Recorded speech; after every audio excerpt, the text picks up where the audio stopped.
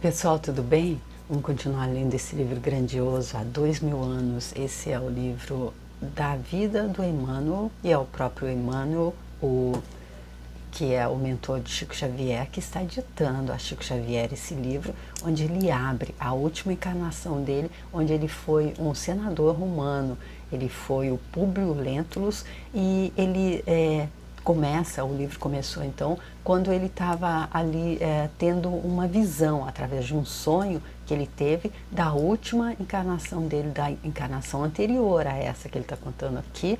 Ele tem um sonho então onde ele se vê ali aliado do Catilina, na época em que ele atentou contra a República de Roma, e ele que era um senador, e o bisavô dele então foi um daqueles que ele arregimentou para estar ajudando a dar esse golpe, que foi então contido pelo Cícero, que também era, além de orador, era advogado de sucesso e era também o senador naquela época. E aí então o Emmanuel está trazendo tudo isso aqui para que a gente possa ver. Ele teve esse sonho, ele teve uma visão da crueldade que ele tinha feito, e ele teve uma visão de estar sendo, primeiro passando pelo inferno e depois passando ali levado por Lívia, que também é a mulher dele enquanto ele é senador. Mas no sonho ela também estava ali, ele a reconhecia como alguém que ele já conhecia de muito tempo mesmo, e eu até disse no vídeo anterior que deveriam ser almas gêmeas, mas eu me corrijo aqui porque eu não acredito que Deus faça almas gêmeas, essa é gêmea daquela, vai ser eternamente, mas eu acredito que na nossa progressão, na nossa caminhada, nós podemos nos afinizar com alguém, com uma outra pessoa, e aí se afinando tanto com ela que passa a ser a nossa alma gêmea, entre aspas, né, por escolha nossa, não que tenha sido feito assim, Deus determina essa com essa acredito que não seja assim, mas é só a minha forma de entender. Eu desconfio que seja dessa forma. Como diz Guimarães Rosa, eu vou citar sempre ele, porque eu estou plagiando a frase dele lá no Grandes Sertões Veredas. Não sei de quase nada, mas desconfio de muita coisa, não é exatamente assim, mas é isso que ele quis dizer. Então ele lembrou nesse sonho que ele estava sendo então julgado ali.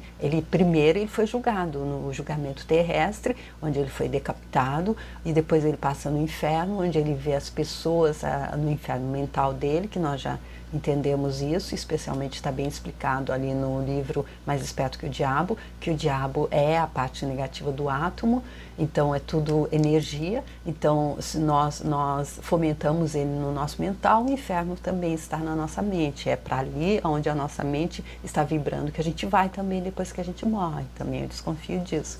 E aí ele então, passando por esse inferno, ele encontrou aqueles a quem ele tinha sido o algoz, ele encontrou as vítimas dele, que reclamavam por justiça, ele que confidenciou que dentre as barbaridades que ele praticava, ele separava pessoas, entes queridos, matando uns, sacrificando outros, e de alguns ele mandava arrancar os olhos, que é um detalhe que eu acho que eu gostaria que vocês guardassem, porque vai ter bastante, no final nós vamos, ao decorrer do livro, nós vamos ver como isso volta.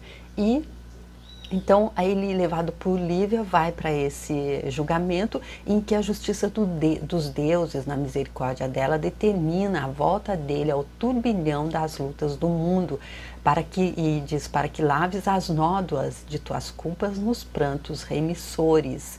Viverás numa época de maravilhosos fulgores espirituais. Em que época ele estava? Nós estamos no ano 31 da era cristã, nada menos do que Jesus Cristo estava no planeta, fisicamente. Ele está no planeta energeticamente o tempo todo, porém ele estava encarnado. Então, mais fulgor, mais luz do que isso, que época grande para ele viver. E ele viria em ele nasceria rico. É um senador romano, em uma linhagem de senador, ele tinha tudo que um material podia dar, inclusive poder. mas ele seria, e Lívia seguirá contigo pela via dolorosa do aperfeiçoamento, porque seria para se aperfeiçoar. Então ele teria que ter firmeza de ânimo no caminho escabroso, e ele teria que ir purificando tua fé e tuas obras na reparação do passado delituoso e obscuro, porque é por isso que acontece a reencarnação, porque mesmo ele teve o julgamento terrestre, mas ele continuou com o peso na consciência, ele continuou sabendo que o que ele fez não estava certo, e não há que passar a mão na cabeça, agora você entendeu, agora eu vou te lavar com o meu sangue, como às vezes a gente entendeu que foi isso que Jesus Cristo veio fazer. Não, na minha forma que eu penso, que eu acredito que seja, nós temos que sorver do mesmo fel que nós oferecemos para a gente entender, nossa, é esse o gosto? Nunca mais eu vou oferecer isso para ninguém, porque eu não posso oferecer para o outro aquilo que eu não quero para mim. E há que se passar por isso, eu acredito, entendendo a máxima de Jesus Cristo também. Amai-vos uns aos outros como eu vos amei, amai-vos uns aos outros. E ele não pôs uma vírgula aí, exceto esse que fez aquilo, esse que fez isso, esse que fez isso. Não, amai-vos uns aos outros como eu vos amei. E como foi que Jesus Cristo, esse Espírito grandioso, nos amou? Se reencarnando, e eu acredito que para um Espírito grandioso como igual a ele, se reencarnar, voltar, entrar em um corpo. Eu vi uma experiência de EQM, experiência de quase morte, a pessoa dizendo que quando ela voltou para o corpo, ela teve a impressão de, como quando a gente está enfiando a mão em uma luva muito apertada, uma impressão de desconforto.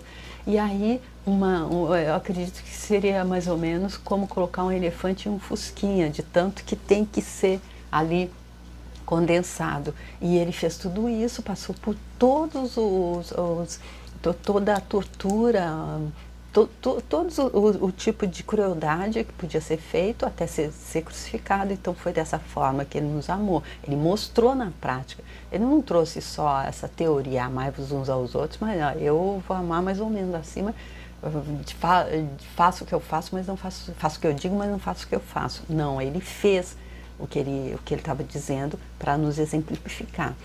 E aí então a única coisa que estava se pedindo dele então é que ele teria que ter humildade, renúncia e humildade. E aí então nós vamos encontrá-lo aqui, continuando essa parte do livro, continuando no capítulo, o segundo capítulo, que é um escravo. E eu gostaria de estar então pedindo a Jesus Cristo que possa estar nos guiando para que a gente possa entender exatamente o que é que ele está dizendo, entender a grandiosidade de Jesus Cristo ao permitir que ele abrisse a vida dele, que trouxesse tudo isso para a gente. Por quê? Só para um passatempo, um livro de passatempo? Não, para nos mostrar o caminho, para nos ajudar a fazer as nossas escolhas nessa realidade de luz e sombras, onde temos livre arbítrio, ou seja, somos nós que decidimos, nós vamos flertar com a luz ou com a sombra.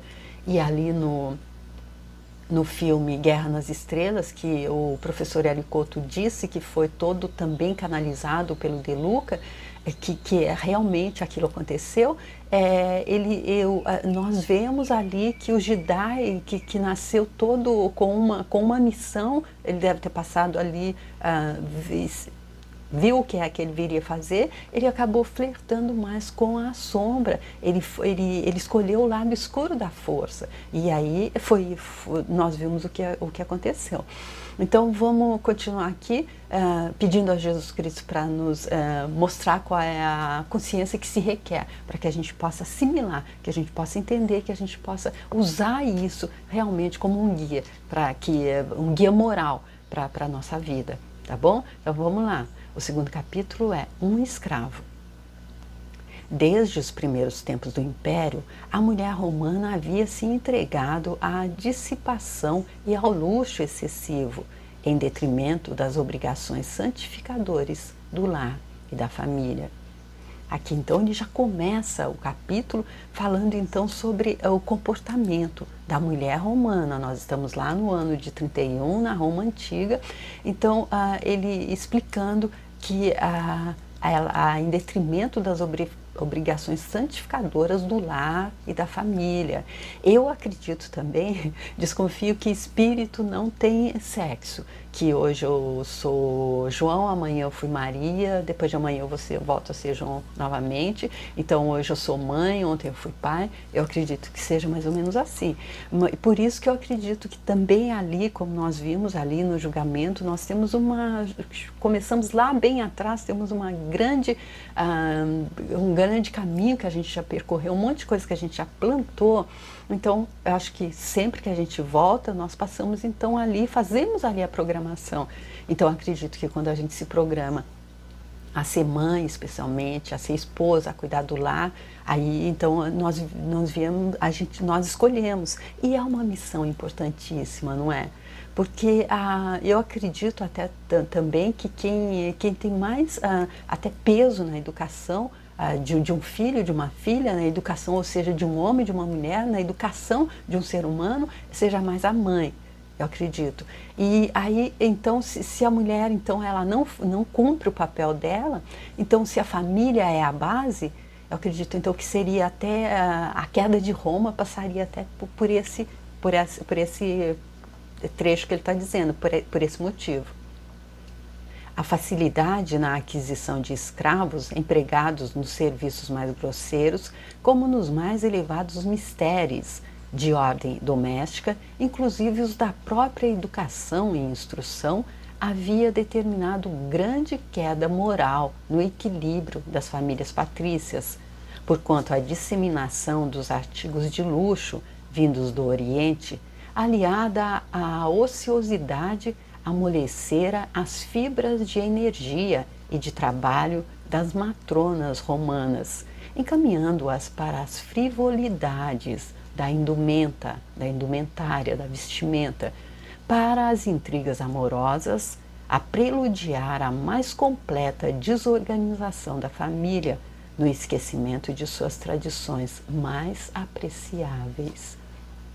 Então, ele aqui mostrando o que estava levando, a facilidade. Eles eram das famílias ricas, as famílias abastadas, então eles tinham escravos, eles tinham facilidade, eles tinham dinheiro para ter escravos.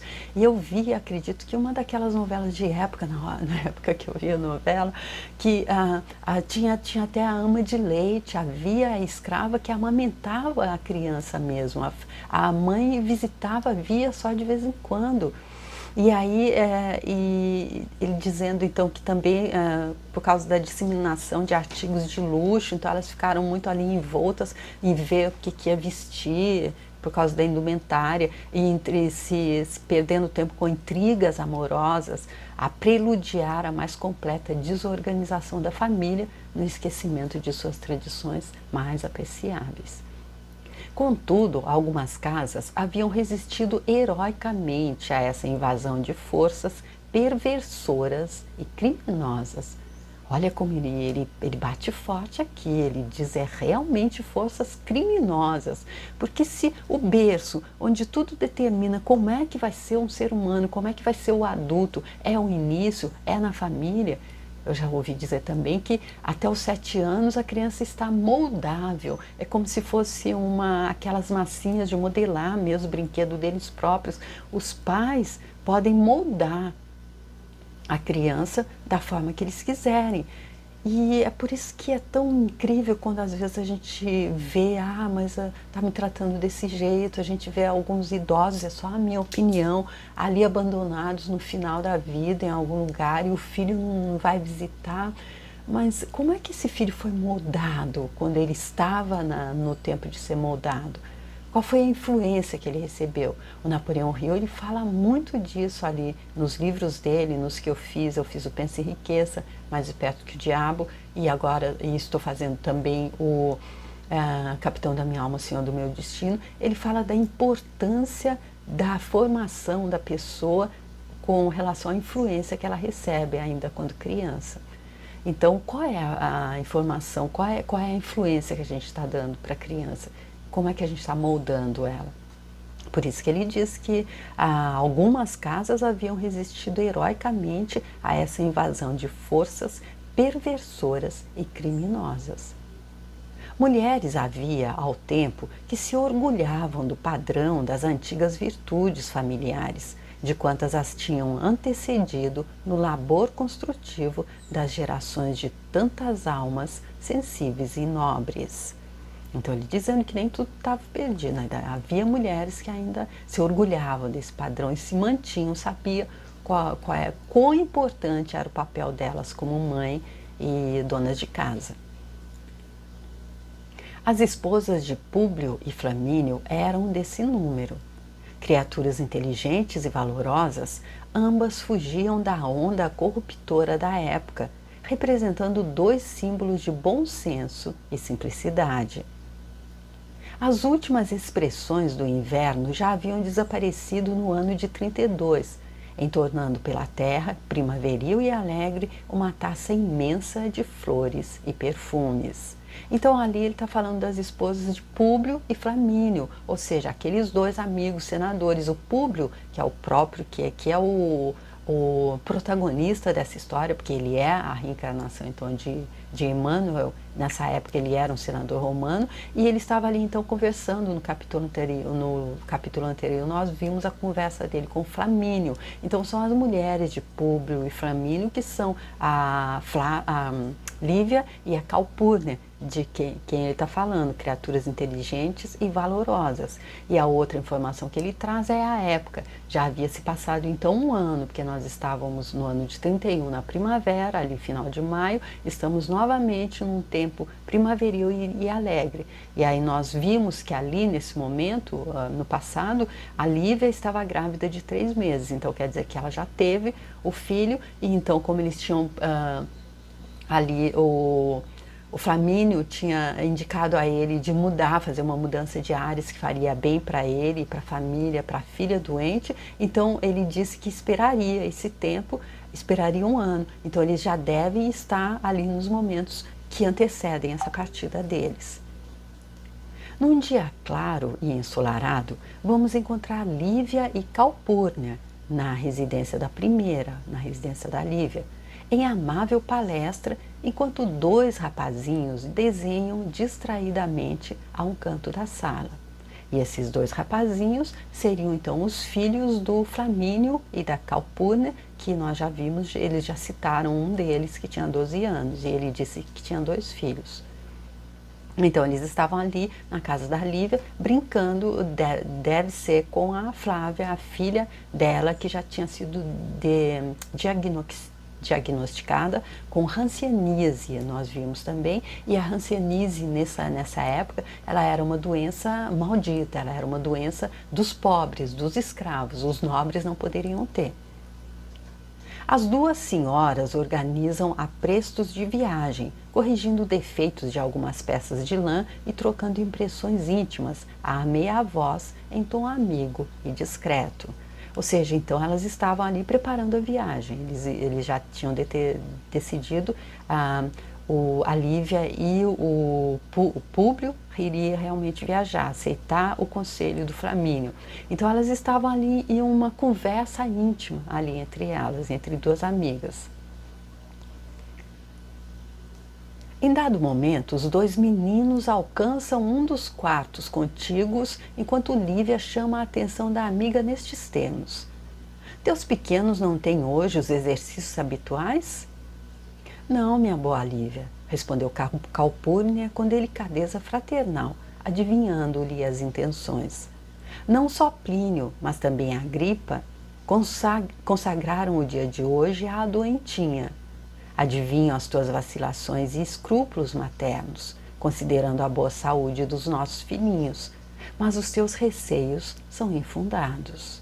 Ou seja, então, quando a Lívia viu que os 2 filhos da Calpurnia tinham ido para o quarto da Flávia, que estava com hanseníase, ela já perguntou de uma forma para não dizer não, que eles não vão. Ela disse: "Eles não têm algum exercício habitual para fazer hoje?", como querendo afastá-los. Mas a Calpurnia disse, adivinhou o que ela estava pensando, o que ela queria dizer, e a tranquilizou, dizendo que não havia problema com a boa saúde dos filhinhos dela, porque os receios da Lívia seriam infundados. "Sabem os deuses", Todavia, como tenho vivido nesses últimos tempos, desde que ouvi a opinião franca e sincera do médico de Tibur. Bem sabes que para ele o caso da minha filha é mal doloroso e sem cura. Desde então, toda a minha vida tem sido uma série de preocupações e martírios.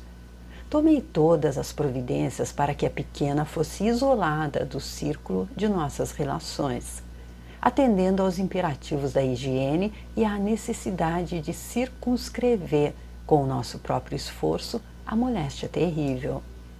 E aí a Lívia dizendo que, apesar da Calpurnia ter dito que os receios dela eram infundados, ela estava ali um pouco, talvez preocupada com o que o médico disse, com o diagnóstico do médico. E por isso ela tomou todas as providências para que a menina ficasse isolada.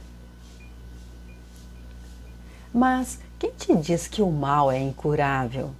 Acaso semelhante opinião provejo da palavra infalível dos deuses? Não sabes quanto é enganosa a ciência dos homens? Então aqui a Calpurnia dizendo a ela, mas quem diz que é incurável? Quem são os médicos? Se não foram os deuses que disseram, e aí a gente entende que eles eram politeístas ali, eles acreditavam em deuses, em mais de um deus. Há tempos, ambos os meus filhinhos adoeceram com febre insidiosa e destruidora. Chamados os médicos, observei que eles se revezavam no mistério de salvar os dois enfermos, sem resultados apreciáveis. Depois refleti melhor na providência dos céus e imediatamente ofereci um sacrifício no templo de Castor e Pólux. Castor e Pólux aqui então são aqueles que viraram, na mitologia grega, claro, eles eram gêmeos, irmãos de Helena de Troia, da guerra de Troia, mas eles eram filhos da mesma mãe e de pais separados, e por isso Pólux era filho de Zeus, imortal, e Castor não era. Então, com a morte de Castor, o Pólux pediu ao pai dele, Zeus, que deixasse o irmão dele partilhar da mesma imortalidade, e assim Zeus transformou os dois na constelação de Gêmeos. Então são esses dois para quem ela oferece, no templo dos dois que ela ofereceu o sacrifício, salvando-os de morte certa. Graças a essa providência, hoje os vejo sorridentes e felizes. Então ela aqui dizendo a ela, não creia nos médicos, vá oferecer sacrifício aos deuses. Agora que não tens somente a pequena Flávia, mas também o pequenino Marcos, aconselho-te fazeres o mesmo, recorrendo aos deuses gêmeos. É verdade, minha boa Calpurnia, assim farei antes de nossa partida próxima. E por falar na viagem, como te sentes em face desta mudança imprevista? Bem sabes que tudo farei pela tranquilidade de Públio e pela nossa paz doméstica. Há muito noto Públio abatido e doente, em razão de suas lutas exaustivas ao serviço do Estado. Jovial e expansivo de tempos a esta parte, tornou-se taciturno e irritadiço. Enerva-se com tudo e por tudo, acreditando em que a saúde precária de nossa filhinha contribua decisivamente para a sua misantropia e mau humor. Então aqui, quando ela pergunta se ela estava, como ela se sentia com a viagem, ela diz que ela faria tudo pela tranquilidade do marido, que de jovial e expansivo agora estava taciturno e irritadiço com tudo e todos. Ela acreditava que seria então por causa da saúde precária da filha. Então se a mudança iria fazer com que a filha sarasse, ela faria isso, porque se a filha sarasse, então o marido voltava a ser quem ele era. Considerando essas razões, disponho-me com satisfação a acompanhá-lo à Palestina, passando-me apenas no íntimo a circunstância de ser obrigada, ainda que temporariamente, a afastar-me da tua intimidade e dos teus conselhos. Então aqui ela mostrando que realmente ela é muito amiga da Calpurnia, que deve ser, já que ela é a esposa do Flamínio, que é um pouco mais velho, que é também mais velho que o Públio. Então a Lívia ela deve ter aqui seus menos de 30 anos, como o Públio. Mas ela é tão próxima da Calpurnia. Por quê? Porque ela já é aquele espírito bem mais vivido, de bem mais luz, de bem mais experiente, porque ele iniciou dizendo então que as mulheres tinham se deixado levar pelos costumes, mas a Lívia, apesar da pouca idade, apesar da juventude, escolheu então manter a tradição. Considerando essas razões, não, aí ela disse que não, a única coisa era ela se afastar da intimidade dos conselhos da amiga. Folgo de assim te ouvir, porque a nós nos compete examinar a situação daqueles que o nosso coração elegeu para companheiros de toda a vida, tudo envidando para suavizar-lhes os aborrecimentos do mundo. Públio é um bom coração, generoso e idealista, mas como patrício descendente de família das mais ilustres da República, é vaidoso em demasia.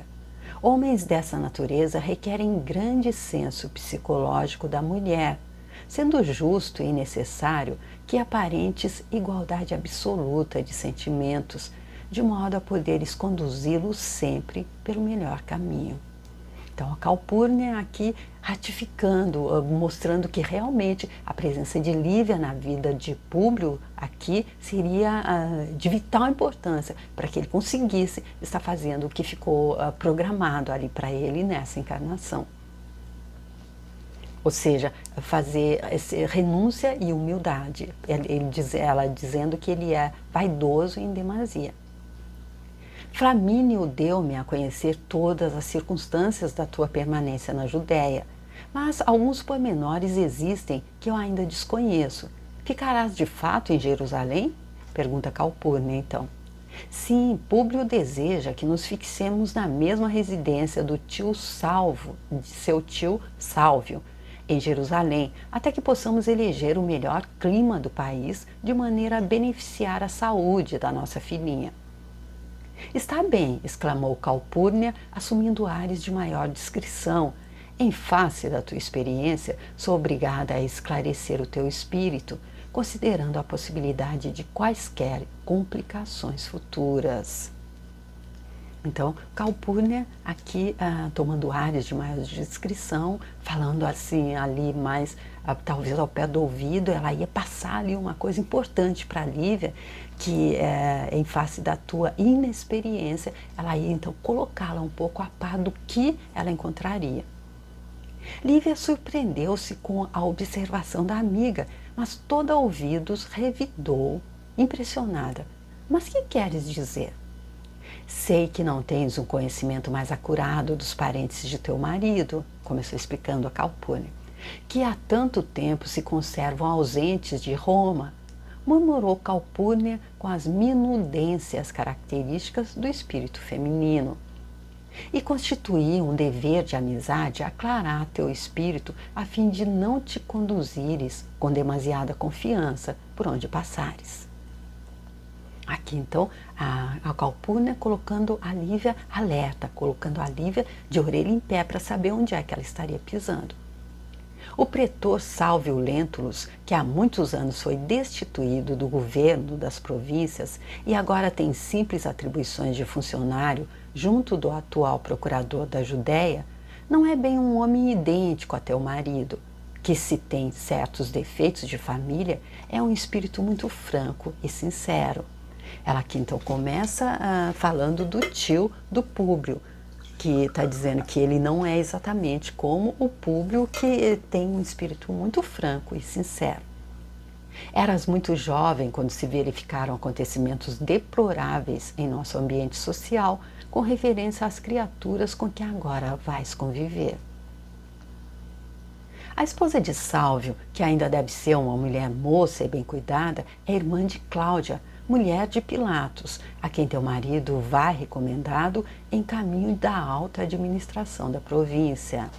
Ou seja, aqui então ele explicando que a mulher do tio do Plínio era irmã de Cláudia, a mulher de Pilatos. Então o tio de Plínio era concunhado de Pilatos e o Públio, marido da Lívia, iria trabalhar diretamente com Pilatos. Em Jerusalém vais encontrar toda essa gente de costumes bem diferentes dos nossos, e precisas pensar que vais conviver com criaturas dissimuladas e perigosas. Ela alertando então que ali realmente haveria perigo, especialmente para uma alma, quem sabe, entre aspas, ingênua, como Lívia, que quando o espírito, ou talvez não, retiro isso, um espírito iluminado como Lívia, que não entraria nas mesmas, digamos, mazelas dessas pessoas com quem ela vai passar a conviver.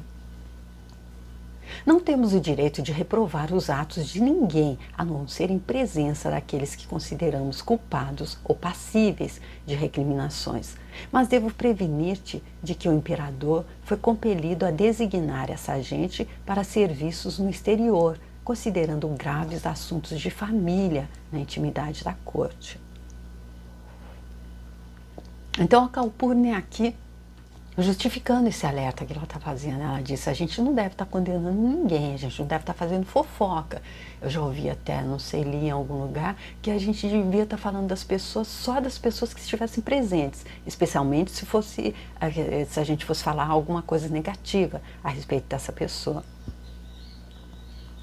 Que os deuses me perdoem as observações da ausência, mas é que na tua condição de romana e mulher de senador, ainda jovem, serás homenageada pelos nossos conterrâneos distantes, homenagens que receberás em sociedade como ramalhetes de rosas, cheios de perfume, mas também cheios de espinhos.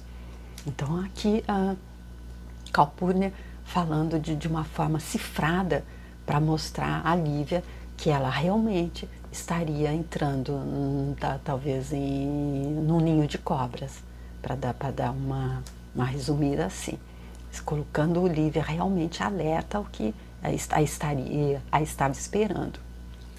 Lívia ouviu a amiga entre espantada e pensativa, exclamando em voz discreta, como quem quisesse desfazer uma dúvida: mas o pretor Sálvio não é um homem idoso? Estás enganada, é pouco mais moço que Flamínio, mas seus apuros de cavalheiro fazem da personalidade dele um tipo de soberba aparência. Como poderei levar a bom termo meus deveres no caso de me cercarem as perfídias sociais tão comuns em nosso tempo, sem agravar o estado espiritual do meu esposo? Pergunta Lívia. Confiemos na providência dos deuses, murmurou Calpurnia, deixando transparecer a fé magnífica do coração maternal dela. Então ela aqui murmurando, falando baixinho ali mesmo: vamos confiar nos deuses, tudo vai dar certo. Mas as duas não conseguiram prosseguir na conversação. Um ruído mais forte denunciava a aproximação de Públio e Flamínio, que atravessavam o vestíbulo procurando-as. Então, eu fico aqui para que não fique muito longo. Cada capítulo desse é tão importante, com tantas informações grandiosas para nos ajudar na nossa caminhada, que eu acho que a gente deve ir degustando a colherada por colherada mesmo. Essa história grandiosa da vida de Emmanuel, que é o mentor de Chico Xavier, desta vez que Chico esteve entre nós, e nós que entendemos a grandiosidade de iluminação de Chico Xavier, podemos entender a grandiosidade de iluminação do mentor dele. E esse mentor dele é que era esse senador romano, então, que depois de ter sido ali um outro senador na época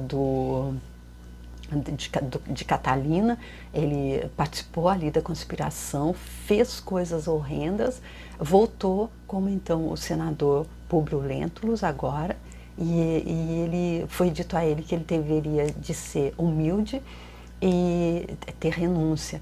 E ele veio com a Lívia, que era esse espírito que é bem mais adiantado do que ele, bem mais evoluído do que ele, mas que os dois formam então essa alma gêmea, entre aspas.